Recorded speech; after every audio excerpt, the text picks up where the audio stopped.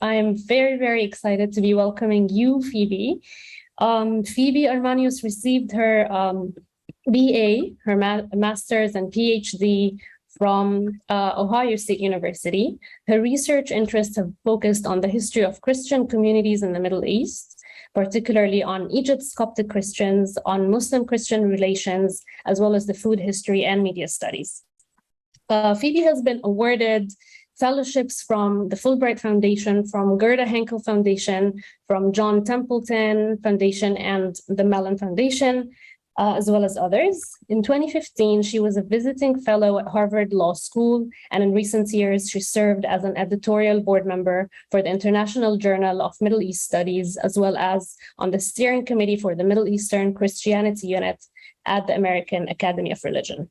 Febe Armanios is also the author of Coptic Christianity in Ottoman Egypt and the co-author with Boach Ergenay of Halal Food, who will also be joining us in the call, in the Zoom conversation today about Halal Food, the book which we'll be discussing for today's series.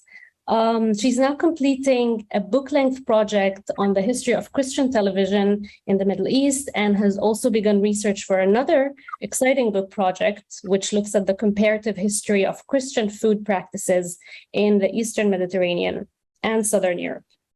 In 2021-2022 academic year, she was the Bennett Boskey Distinguished Visiting Professor of History at Williams College, and she currently co-directs Middlebury College Axinn Center for Humanities. Thank you very much, Febe, for joining us today.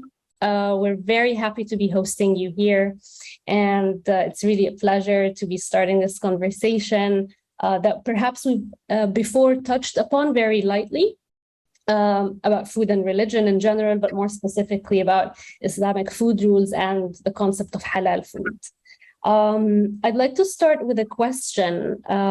In recent years in academia, I felt that food as an area of studies is really becoming more and more of an interesting topic for researchers, for professors, for teachers, but as well as students. So what is it like researching, but also teaching food history?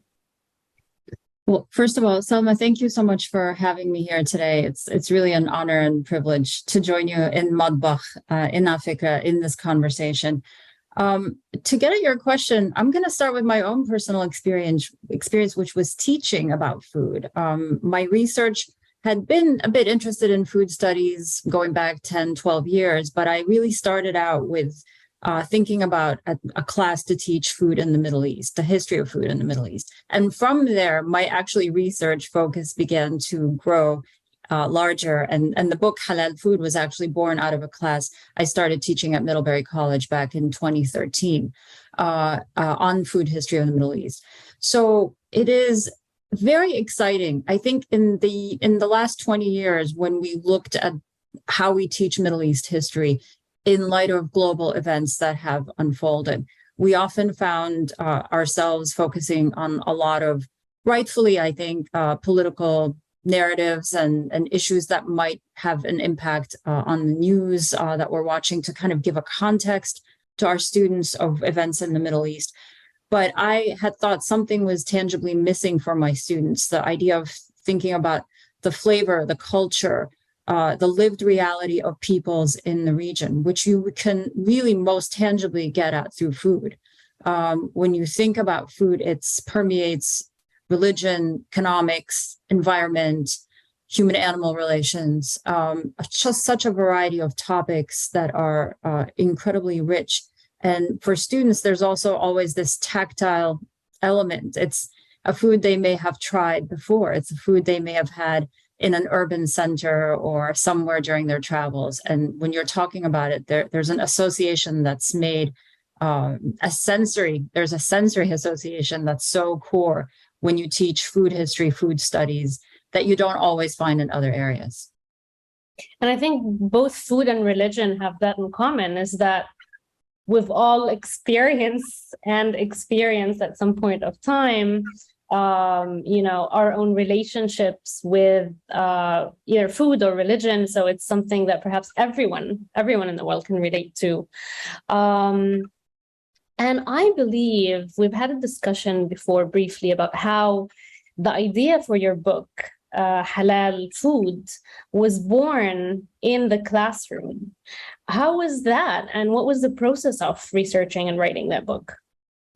So a lot of scholars had looked at the question of halal, often in very specific, thinking about very specific religious terms, or in the work of some anthropologists who've examined how halal is actually practiced today or thought of today in specific regions, particularly Southeast Asia. There wasn't, when I was teaching the topic, a book or reading material to really give them a coherent sense of the totality of halal's history, going back to early Islamic times and how it kind of transformed and was shaped up till the present. And Boach Ergene, my co-author, and I were approached by a publisher who saw I was teaching this class in Middlebury and said, "Hey, how about a book out of that experience? What do you think your students really ought to have reading material about most urgently?" And we said Halal Food, and Boach has a background in Ottoman legal history and Islamic legal history in particular. And I'm interested in religious practice and Muslim-Christian relations. And it was a very good fit for thinking about this project. And I'm sure there's a lot of interconnections there between food rules and the legalities of it. So I think that was also an area of commonality between you two. Mm-hmm. So speaking of food rules, now, of course, it's a universal concept. It's not unique to Islam. It's not unique to the Arab world. Different groups throughout different points of time in history and until now, each have their own set of food requirements or guidelines that really guides them. Things like, we find these connections and common grounds between food avoidances, what to eat, what not to eat, when to eat, how to eat them, and what is deemed harmful, or considered dirty is usually to be avoided. And also I feel like there's an emphasis in like rituals perhaps as well. So considering Islam did not, of course, emerge in a void, it was always in conversation with what was happening before it and with it. How might have other food rules of other cultures have influenced Islam and the concept of halal? Okay, well, let's start by talking about one of the most obvious and most clear prohibitions in the Quran. And Islamic food rules for halal haram tend to come from the Quran, but also from the hadith literature, the sayings of the Prophet Muhammad. So one of the most obvious and I would argue clearest is the prohibition against pork. And many people immediately think that's, of course, tied to the earlier monotheistic prohibition in Judaism against pork. And on some level it is. There were Jewish tribes in the Arabian Peninsula in the early days of the rise of Islam. And there was we know there was a familiarity with their tradition. But you can go back further. The prohibition against pork likely existed in different parts of the Near East as well in ancient times. It's unclear, but there are some indications that in ancient Egypt, pork and pig eating was often frowned upon. You see some evidence of potentially pork rearing in parts of the Levant, but it's very minimal, maybe wild boar consumption in Anatolia. But again, in general, and potentially for geographic reasons, weather, climactic reasons, the rearing of pork required water resources and was not always something that was conducive for the environment. There might be other prohibitions that arise from early Christianity. Actually, there are some early Christian writers and saints who tended to speak very prohibitively against pork consumption and saw the pork as a particularly filthy creature. So yes, they do predate Islam, and there is an awareness of that, and it seems to play a role in how that comes about. other traditions make other prohibitions or rules, I should say, they're not always prohibitions, rules, come out potentially from the arid Arabian context in which Islam arose. Arabia was not so plentiful in food resources. There were very specific and limited amounts of foods available for the Bedouin tribes to, and you've studied, I think yourself, some of them, the importance of herd animals and dairy products and milk products in that culture. That is one thing that they turn to, but less availability of fresh fruits, for example, and vegetables, or only very specific ones. What that does is tilt the way in which Islam comes to view food rules actually in a more, I would say, expansive way. It tends to be, in general, less restrictive than rules that come out of Judaism. And if you were to compare it, even side by side with some of the strictest rules in Eastern Christianity, which we may talk about at the end today, also it's more expansive and generous. And I think it comes from the fact of not wanting to be harsh and restrict the eating habits of peoples already living in an austere environment. So interesting. I see here a part from the book that talks about how the term, perhaps halal has come to be, and how the relationship to halal and haram, and how, for example, so it says, for example, the Quran states that Allah has permitted ahalla, right, permitted trade, and has forbidden interest. It is not lawful for you to inherit women by compulsion, also prohibited to you marriage for marriage are your mothers, your daughter, your sisters, and so it seems like it doesn't exist, in silo also within the Islamic institution and teachings, or tashari'a in general, or sharia perhaps is the right way. So if someone is listening and have no clue what halal is, or maybe perhaps our idea of what halal is, if you live in the Arab world, it's everywhere, and perhaps you don't really think of it unless you think of halal and haram, and then alcohol comes in the picture. So what would be a modern day definition of what halal is, what halal food is specifically? Yeah, I mean, in many ways, it is informed by the rich past in which it came about, in which it was born. Particularly here, I'm referring to the medieval Islamic tradition, legalistic tradition, that came to really articulate and define what halal is, what haram is, and actually some other categories in between, like mubah, which is praiseworthy, or something allowed, actually, or makruh, which is detestable but not quite haram. So I think it still today is rooted in that medieval tradition. It's not about maybe the terminology per se, as much as having to deal with new challenges, which we can work our way to, of what the modern food and modern culinary world offers in terms of eating challenges for Muslims. But at its basics, and you alluded to this already, Salma, and we mentioned no pork, the prohibitions also, in the Quran especially, no grape wine. To some extent, people think also no wine made from dates, but medieval Islamic jurists will come to extend that to other alcoholic drinks, although that gets debated, by the way, in the medieval period, which ones are prohibited. Intoxication is particularly frowned upon and haram in all interpretive traditions.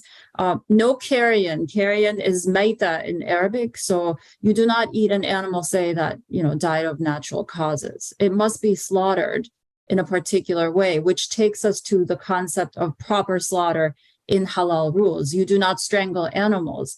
A sharp knife is used to cut the throat of an animal. Particular tracheal, esophageal parts have to be severed. Also, animals should not be suffering during life or while they are being killed. the name of Allah has to be pronounced during slaughter. Of course, you might also be familiar with no blood or byproducts of blood, which is considered najis or filthy. And that this is why during proper halal slaughter, blood must be drained. And this is a commonality with kosher, with kashrut rules. And then there are other more specific things that actually end up getting disputed by the different Islamic legal schools. We have 4 main ones in Sunni Islam and 1 major one in Shia Islam. And so things like, different kinds of seafood, and different types, shellfish versus regular fish, whether you can or cannot consume the meat that is slaughtered by Jews or Christians. That's another thing that gets debated in the literature as well. But some of the earlier provisions I talked about they come from that medieval context and tend to inform how questions today about specific halal products are discussed. There is an awareness of the past traditions, and then the argument we make in the book is we see a decreased plurality of voices today. There's a move today towards a more restricted or uniform way of understanding halal, in contrast maybe to the way medieval scholars and early modern scholars approached it. Interesting. Is there such a thing as Islamic food beyond halal? I mean, I hear that sometimes, and I find it perhaps from one point a little problematic, because Islam covers a really vast region geographically that encompasses within itself a lot of cultures that have a lot of differences between them and their food customs or food norms, and their own minorities, for example, that have different ways of eating that might differ, does not represent perhaps all the population that might be in that region. So what do you think of that? Is there such a thing as Islamic food? Yeah, I think that's a conversation we ought to have at large in food studies. I do agree with you. I think it really, when you talk about food that way, you really do end up overlooking an array of diversity that is embedded within that. And it's hard to find what would be in common within different foods on different parts of the world. And what they do have in common is the enforcement of halal, right? And usually no. So is it more accurate than to talk about halal food in a particular historical period, in a particular place and time? And to think about how halal food gets interpreted differently in one part of the Muslim world versus another part of the Muslim, because we do have that. We have that in history and we have that today.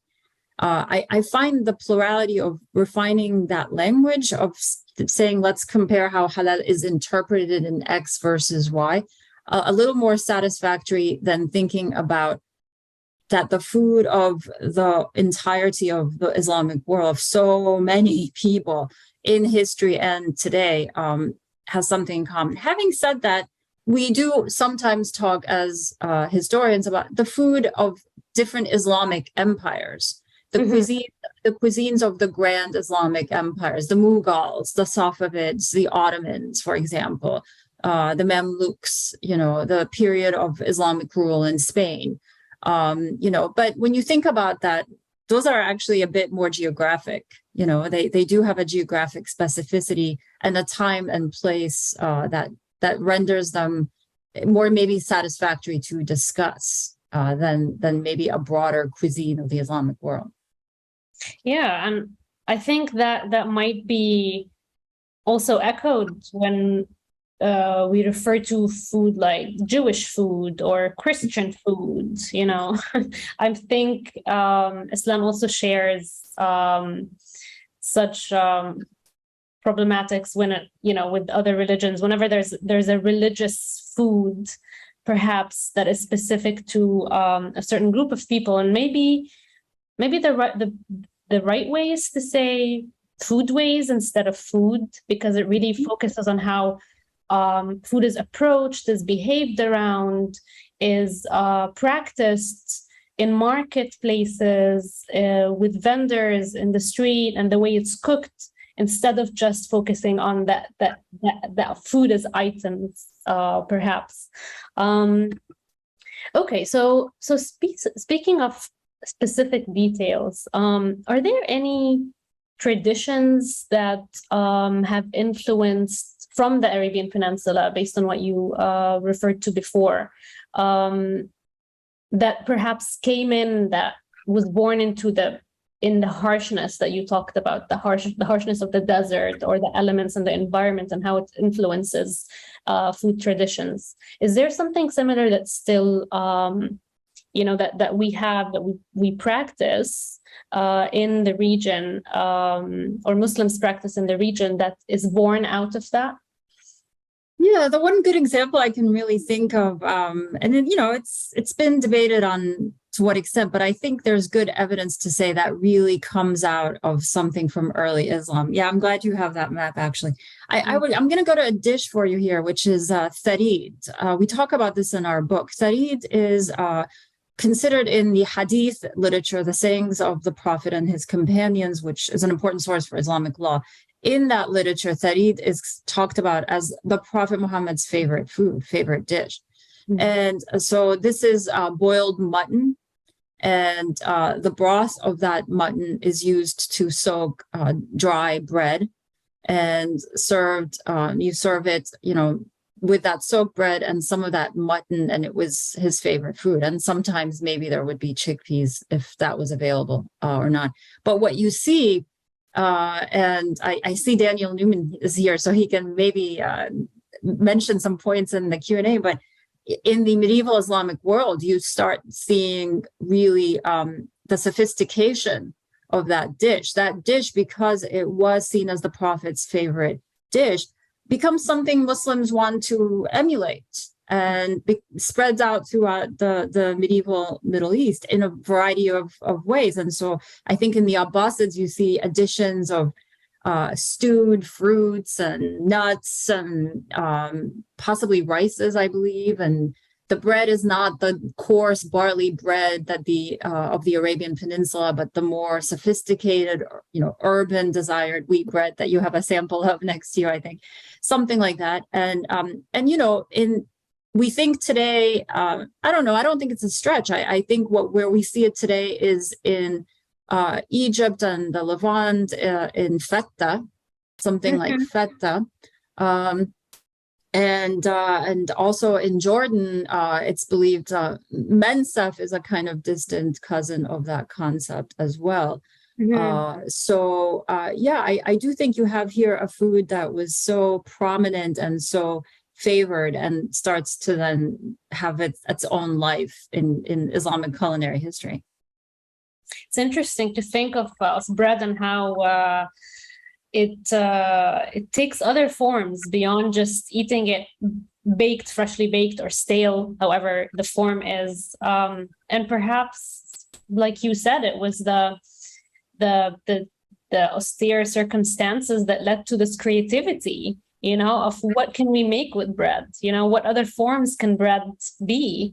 Let's play with the texture and explore how it would taste like if we pounded it, if we mashed it and turned it into more of a porridge consistency. It'll be interesting to perhaps look into how it came to be. If I can add, I think this is a Mediterranean, habit that we see, what to do with bread, how to store bread in light of the climate.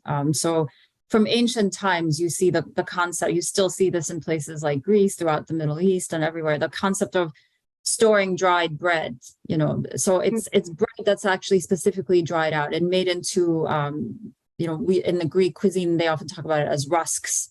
And so they're very hard, they're very dry, they're twice baked. In Egypt, we actually use a word from Greco heritage, bosomat, right? Which is these dried breadsticks and what you do, you can do everything with them. You can re-soak them in bread, in milk, you can re-soak them in broth. Nowadays, you see them as, you re-soak them in olive oil in places that had that as part of the cuisine. So, yeah. Interesting. Yeah, I didn't think of that. And I've always thought Baqsumat or Baksamat is Ottoman or Turco-Ottoman, Turkish. It's peksimet in Turkish, but the origin of that word is actually Greek. So yeah, it may have made its way through that route, but the original word is actually of Greco heritage. So yeah. Wonderful connection. So now we're looking at what we have an image of what seems to be medieval illustration of a bunch of people cooking, and perhaps they're cooking for we do see perhaps a cook or someone pouring something in a vessel of some sort. It's alcohol, probably. Alcohol. So yeah. Why is alcohol prohibited? As I mentioned earlier, really the part that seemed most detestable was intoxication. The act of being inebriated and intoxicated, and that's why there are some debates whether in early Islamic times, most of them have been resolved in favor of more of an outright prohibition. But in earlier times, there were conversations about whether in small amounts it might be okay, so long as it does not intoxicate, so long as people do not drink it to the point of reaching this loss of control and potentially be acting in ways that are unethical, misbehaving, that alcohol might lead good, pious believers to behave and to act in, was really something of a concern. Kind of when you're thinking of the morality of that religion as it is arising, this becomes an important part of how you behave. Also, I think, though, the reason it lingers as a big debated point and also often gets violated throughout history. We have a lot of records of violations of this rule and laxities towards interpreting or enforcing that rule. We talk about this in the book. And we think it's because something like pork, it's a meat source. It's okay to say you should not eat it because people have other meat sources they can turn to. It's not the only one. So it's not alternatives to meat, whether other meats or other sources of protein.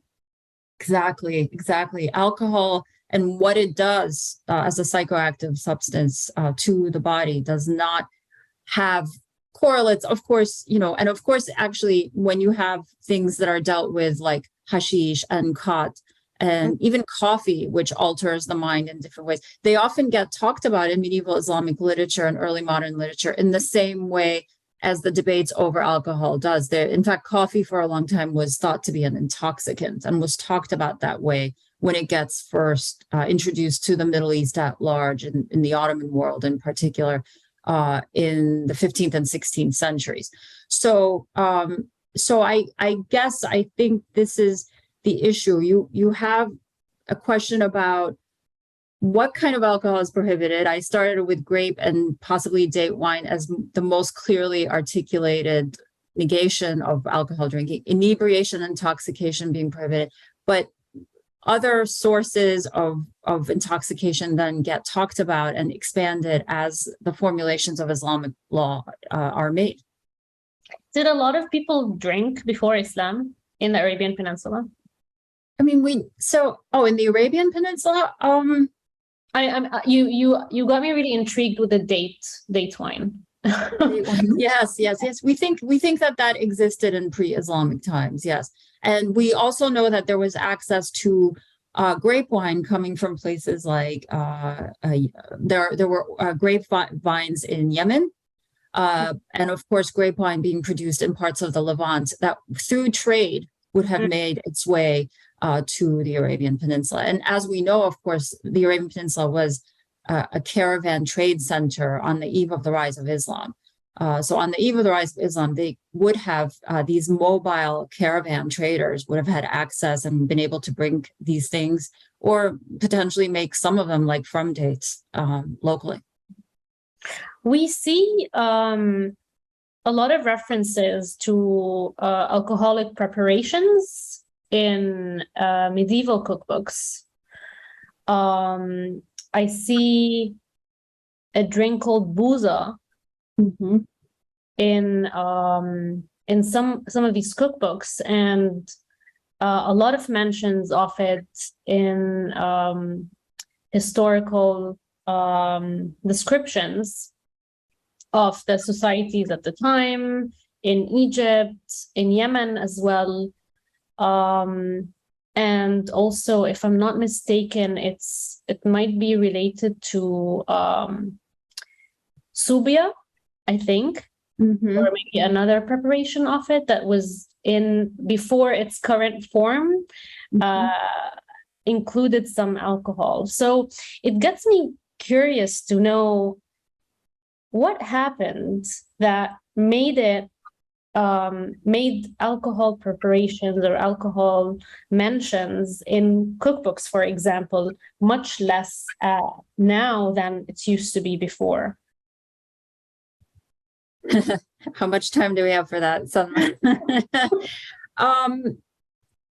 I think it has to do with an increased trend in general, whether it comes to alcohol or other foodstuffs, towards a more conservative reading of how these rules should be applied.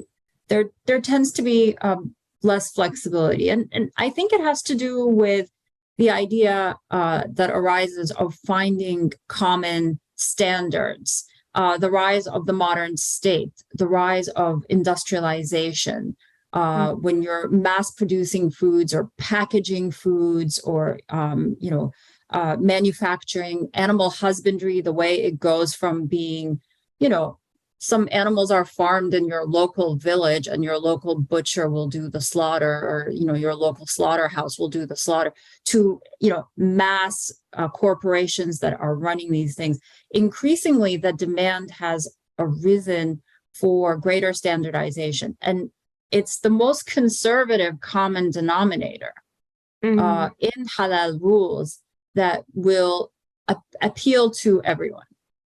Do you see what I'm saying? How do you reach everybody with your foodstuffs? And it's a more conservative reading of almost no toleration of alcohol presence. In some cases, alcohol present even in like fruit juices gets talked about. We mentioned this in our book.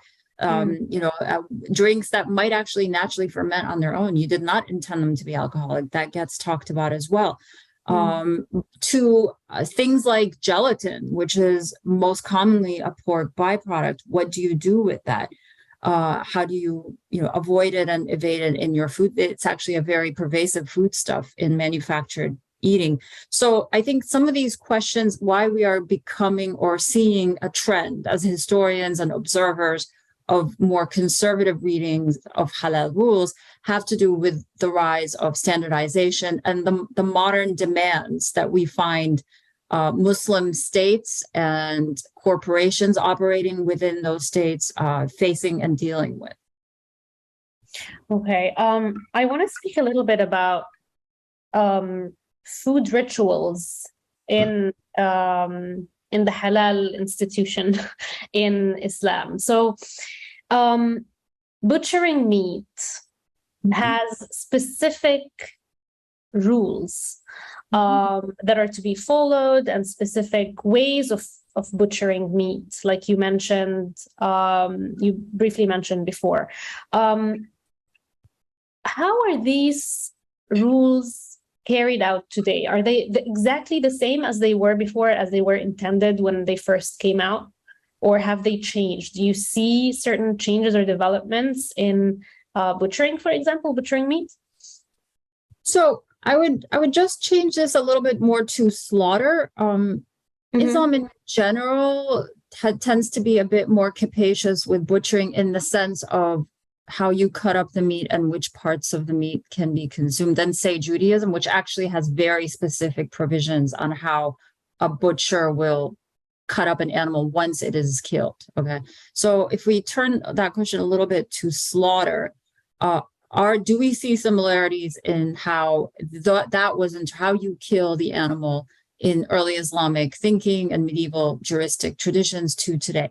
So the intent is to follow the historical tradition. That is the intent of slaughterers today.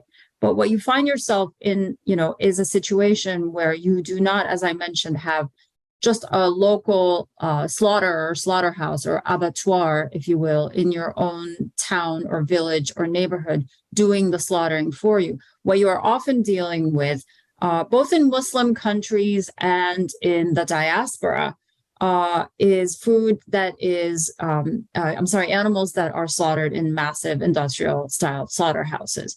And so how do you enforce specific rules about animal welfare, which Islam is actually clear about, that animals must be well treated before and during the act of slaughter? How do you ensure a swift death? Do you, and this is one of the chapters in the book, do you permit the pre-slaughter stunning of animals?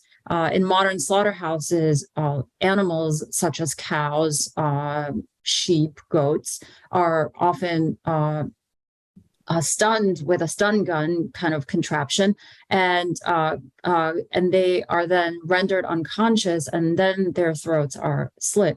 Sorry to be so graphic early in the day, but what that does, this act of stunning, is potentially render them unconscious or potentially actually kill them if the force of the blow might be so severe. So what Muslims are debating are important things like, once you pre-slaughter stun the animal, could that stunning act kill the animal and render it carrion? Remember, they are against carrion. You do not slaughter an animal that's already dead. If the animal has already died, it is not fit for consumption. But how do you ensure this all happens in the context of a slaughterhouse processing hundreds and hundreds of animals? And we talk extensively about that in the book. Actually, Boach was in charge of doing a lot of that material, and I'm glad he's here if he wants to add anything in the end on this. But in general, what we're seeing is a more conservative reading than about pre-stunning slaughter, which is intended to be an act of a more humane act. That's being debated too, whether it's a humane act. It's an act that was propagated by humane welfare organizations towards animals. But for Muslim slaughterers, they see this as problematic in interpreting their religious rules. And in Judaism, by the way, it is not accepted to slaughter animals in this way, to stun them first and then slaughter. So sharpness of knife, are you saying the name of God, Bismillah, as your slaughter? How do you deal with all of these challenges in a big industrial slaughterhouse? Does it have to be by hand? Traditionally, yes. But to graphic details, like you said, but it's something that we read sometimes on food packages that are labeled halal. Some of them note out that they're hand slaughtered. So does this mean that there are no machines? How is it industrialized then? No. In the industrial process, there are machinery used, and in some interpretive context, that's been deemed acceptable. That's been deemed acceptable because the focus is more on the swift act, the merciful, clean cut, the sharpness of the blade, which halal foods are very preoccupied with. Having said that, there are people who say that's not preferential and that the preferred way would be to do it by hand. But that's being debated, and it's often seen as impractical. And incidentally, a lot of these questions are really emerging and becoming important, especially in diaspora Muslim communities. Who often have to live in an environment that they do not have the same control on their slaughterhouses and on the way they might interpret their own rules that in this context, in these different environments. And perhaps in such environments, then the transparency of the process becomes more emphasized and more needed from a Muslim consumer point of view. So So speaking of diasporic communities and today's age, how did halal food overall develop over time? And this concept of halal food, does it differ in the West, for example, than in the Arab world? Does it differ in India? Does it have different meanings depending on where you are now? I mean, the rules are straightforward and understood well enough that I wouldn't say it's the rules themselves that differ. But again, we're back to this issue of interpretive needs. Just to give you an example, some Sunni Islamic schools, like the Hanafi school, really have very narrow ideas and definitions about what kinds of seafood you ought to eat. The fish ought to look like fish, and crustaceans are not really something that's allowable in general Hanafi. There are potentially minor people who disagree within the Hanafi school. But then you take it to the Shafi'i, and the Hanafi school, by the way, dominated in Ottoman lands, parts of Egypt, and other, parts of the Middle East that we know to be kind of the bedrock. But you go to Southeast Asia, the Islamic legal school, there's the Shafi'i school that's more dominant, and there that's a culture of seafood consumption. And so you have eating traditions that are justified, that are more expansive and capacious in how they interpret what you eat in terms of seafood.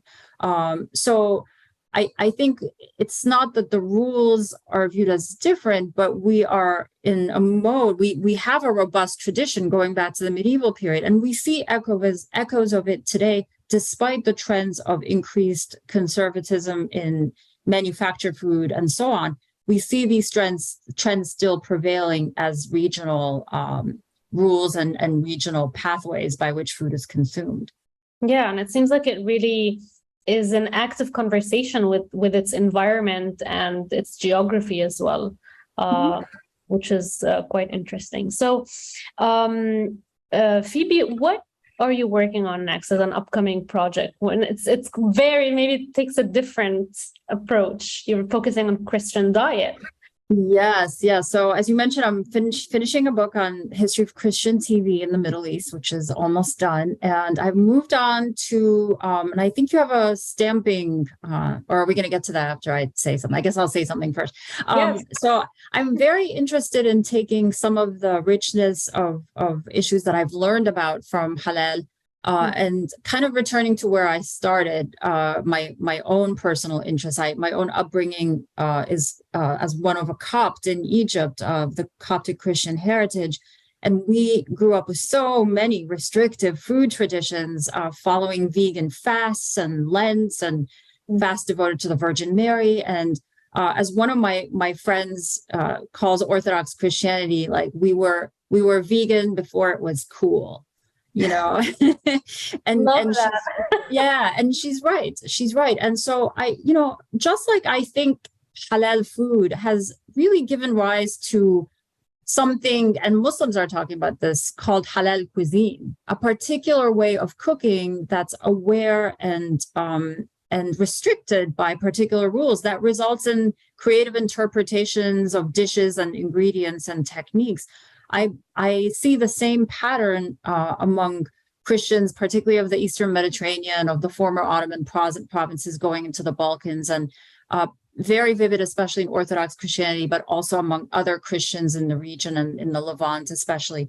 And I want to look at how their fasting, their celebratory traditions, Easter, Christmas, have really brought out the Eucharistic ritual, have really brought out a specific culture of eating that became integral to how they identified as Christian communities, and how they perpetuated and kept that identity, especially in regions where they became minorities.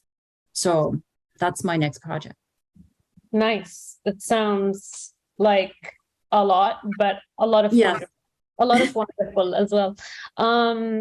We've asked you, Phoebe, to pick a single dish, and we've alluded a lot of times in our conversation already to bread, but also to ritual. So you chose holy bread. What is holy bread? Can you tell us about it?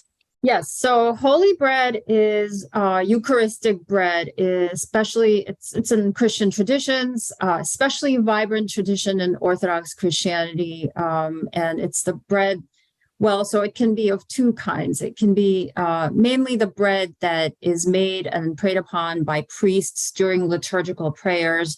It is stamped with particular religious inscriptions and languages. And Christians believe, and this is where the Eucharistic practices are often confusing for those who don't know a lot of Christian history or Christian ritual, but Christians believe, especially in that part of the world, then that when the priest prays over this bread and also over wine, that these, mimicking the Last Supper in the Bible, that these become transformed into the bread and blood of Jesus. And so they engage then in the act of the Eucharistic ritual. They partake in the pieces of the bread and the wine as a celebration of and a commemoration of Jesus's act of Last Supper and of his sacrifice, actually, on behalf of Christians.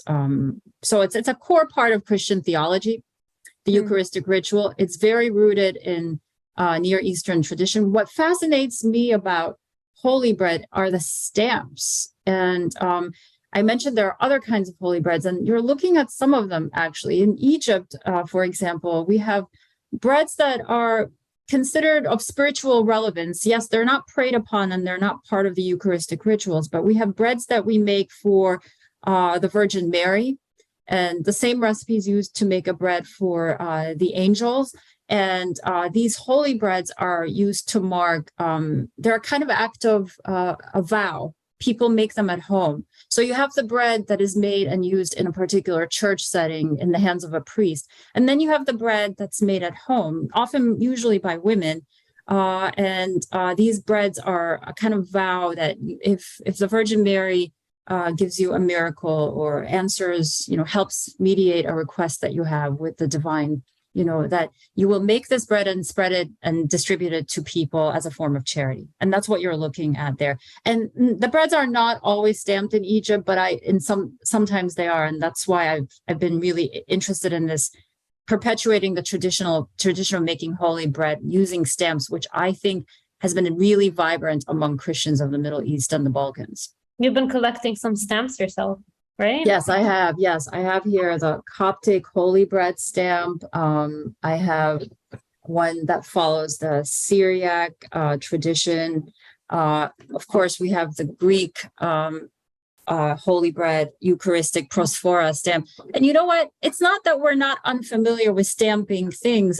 You might know these, your viewers. These are the ma'mul molds that are used to make pastries, which have a religious celebratory functions. We often eat these cookies or kahks. The ma'mul molds are especially popular in the Levant, but we eat them like for Easter or for Eid or Moulid, so we do. But where I think these other stamps are different is they have a particular spiritual relevance that's tied to the religion in Christian ritual that makes them stand out from these other molds. That's beautiful. Please write a book. Make this your third upcoming project. Thank you. It's fascinating. We've got a quick Q&A for you. What are you reading or watching at this moment? Oh, wow. I just finished a memoir, actually, by Grace Cho, who is a professor in New York, and she is a sociologist who works on Korean women, comfort women who made it to the United States through the story of her own mother, her mother's survivor story. She wrote a beautiful food memoir called Tastes Like War, which I highly recommend.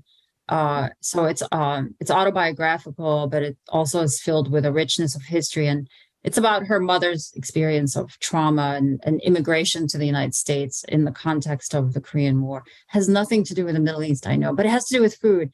And I loved it. I was, choking up the whole time. Highly recommended. Thanks for the recommendation. Okay, who would you love to shadow for one day? Oh, wow. I didn't know these questions were coming, Sanma. Oh, man. Past or present? Daniel Newman, maybe, I think. Oh, yes. He's living an exciting life now. I feel like he's really taken medieval food history of the Middle East and made it a splash and made it as the relevant topic that it ought to be. And he's traveling and filming documentaries about it. And I want to shout at him and see sharing it all with us. Yes. Has a beautiful account, and it's fascinating seeing all the recipes that come to life today from these cookbooks. Yes. Okay, what is your guilty pleasure midnight food choice?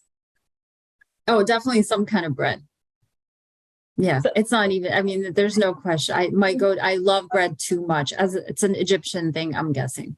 So any form of like, and if it's fresh, I've baked bread late at night before, and it's the best. So I take it as the dish that reminds you most of home? I just made it this week, actually. Kishk. Kishk is made from borhol or bulgur and yogurt, and you dry it up into balls. I have family from Upper Egypt, from Isna. And you have variations of this throughout the Middle East, and the kishk we have in Egypt, it has cousin kishks in the Levant, and tarhana and trahana in Greece and in Turkey. And so it's common, this idea of a wheat product that's kind of fermented with some milk or yogurty product, and you dehydrate it and you use it in soup, and I love it. Wonderful. Okay, I'm going to open up the Q&A to anyone who has any questions for you, Febe, on halal food, on Christian food, on the holy bread. Holy bread. Holy bread. I think that should be the title of today's. That should be the title. I agree. So someone, Gerda Ramadito, mentioned that gelatin, he finds gelatin is interesting when it has has to be particularly informed about halal to recognize its pork origins. He mentioned that in the comments, and I see that perhaps it's something, growing up in the Arab world and living there for most of my life, it was something that is just so it's taken for granted. You just go to the supermarket and you just pick up, things, and you don't really second guess its sources or the techniques it's prepared in. But I think, as you mentioned, Febe, for those living in the diaspora, it becomes a different mindset, different alarm, perhaps, that gets ticked on when you're grocery shopping.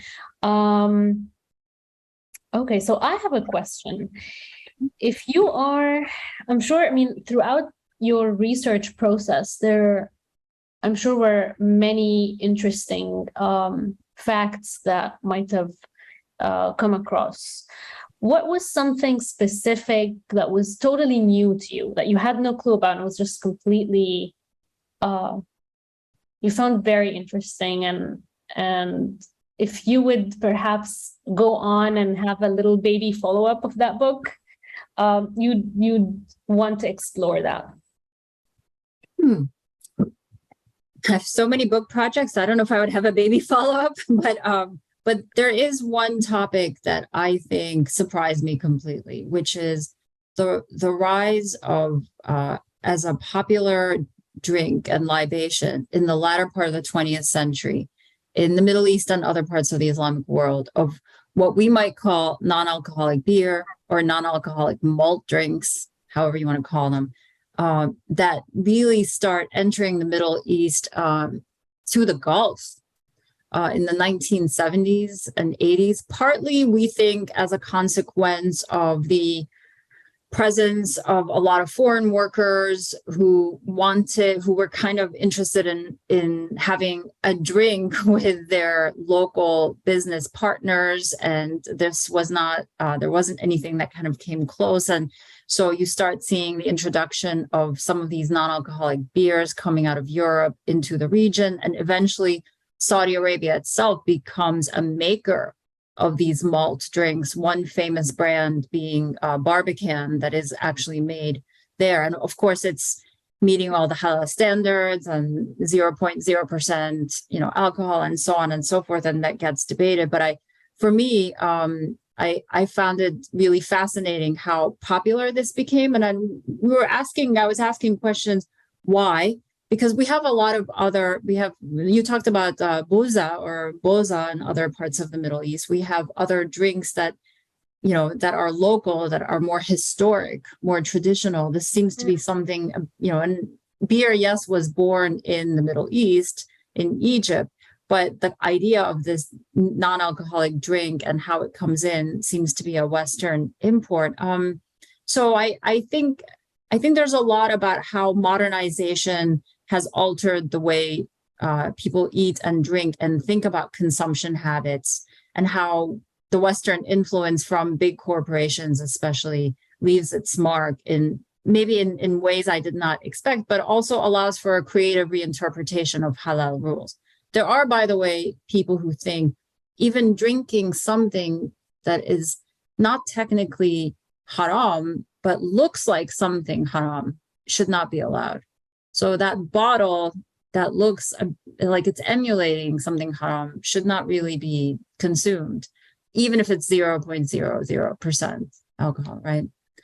So that really surprised me. And I think, it could be an avenue for further articles, at least. I don't know about another book. Definitely. It would have been really interesting to have a non-alcoholic modern day boza, right? Yeah, exactly. What would that look like? Yeah. Well, actually, in Turkey, they do sell non-alcoholic bozas. So yeah, they're working on that. Yeah, they call it boza. It's called boza, and it's non-alcoholic. Yeah, at least that's what the manufacturers are suggesting. So. Well, we have a question also from Minna. Minna is curious. She finds Tharid and its development to all these different variations interesting. She's asking, at what point does Tharid, or any dish for that matter, develop into something else that is no longer Tharid? I don't think there's a clear-cut answer, but it's an issue that can be discussed. Yeah, and also thanks for that clarification on buza, Minna. That makes so much sense to me, of course, that it would come out of that tradition. At no point does it no longer look like itself. Yeah, I mean, I think some of the Abbasid period interpretations and the cookbooks that come out of that era, are so sophisticated and layered and show that heavy Persian influence, on the dish in perhaps a way that, but they're still called Tharid in those books. So I guess it's a bit subjective, Minna, I guess. They thought at that time, they were honoring the dish. And at their disposal, at the highest level of society, they had these new ingredients that they were including and encountering, that they had picked up from Byzantium and from Persia.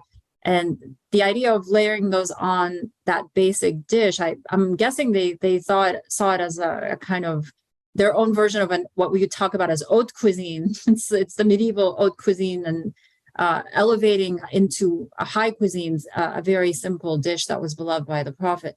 But you're right. I think that's something we should engage with. Like, I do think mensaf looks quite different than Tharid, but many people talk about it as having roots in that tradition. So, potentially, I hope I answered. Yeah, I think it's another discussion I think we'll need to do also along with the bread episode. Yes. Thank you so much, Febe, for joining us today. It's really, really a lovely conversation, and I enjoyed it a lot. Febe Armanios is available to be reached on the email for farmanios@middlebury.edu for those of you listening. And please, if you can share any feedback from today's event, it would be lovely. Head over to afikra.com and answer if was this good. And for staying in touch, you can find us on Instagram as well as Facebook or on afikra.com. Thank you very, very much, Febe, for today. We've enjoyed every bit of it. I hope you have a beautiful day. Thank you, everyone, for listening and tuning in. And we hope to see you again in another episode on Afikra Matbakh. Thank you. Thank you so much, Salma, and everyone. I really appreciate it. Thank you.